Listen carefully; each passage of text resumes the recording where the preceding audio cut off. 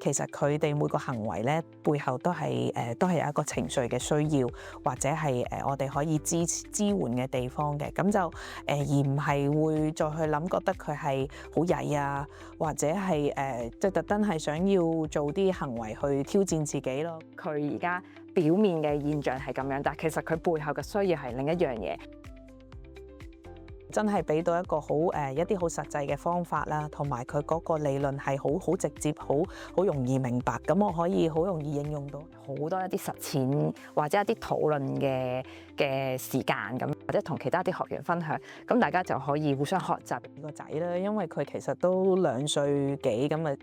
就係 Trouble 2，咁佢有時都會好冇理由咁樣就會 no 啊，或者會喊啦。而家我會選擇就係喺佢喊喺度大鬧嘅時候，可能我會攬一攬住佢啊，咁但係其實就唔需要講好多嘅道理，咁就可能拍下佢，咁跟住之後就見到佢，哦，原來佢真係平靜咗落嚟喎，咁我就真係覺得呢一個理論係真係有幫助到我好多，真係鬆咗一口氣嘅，咁就原來唔需要每一刻即係自己都要做到好完美，湊小朋友嗰方面對自己嘅壓力係會細咗啦。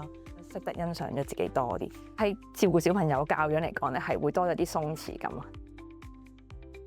一般嘅課程咧，佢哋都會係講點樣用一啲嘅方法去調節好你嘅小朋友，或者處理你嘅小朋友啦。我哋會稱嗰啲為 to the children， 即係你係做一啲嘢喺佢嘅身上。但係我哋呢一個課程咧，好想係大家家長去學習 with the children。佢有情緒嘅時候，佢有諗法嘅時候，或者佢有一啲行為嘅時候咧，我哋唔係要去做一啲嘢去制止佢或者幫助佢，而係喺呢一個關係入邊點樣同佢經歷呢一種嘅心情啊，呢啲嘅諗法啊，呢一啲嘅行為，希望咧係家長同小朋友係一齊去做，而唔係淨係